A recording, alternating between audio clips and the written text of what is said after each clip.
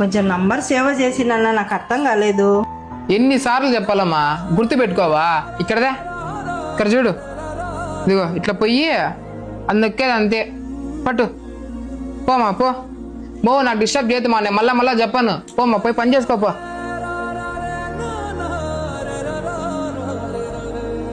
మా ఇది నాకు అర్థం కాలేదు, కొంచెం చెప్పు మా.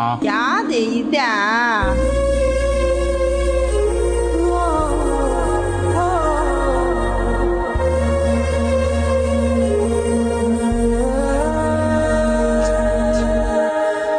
మా ఏం చేస్తాను అమ్మా? ఇంకోసారి చూపిద్దునా? చూపి. సారీ మా.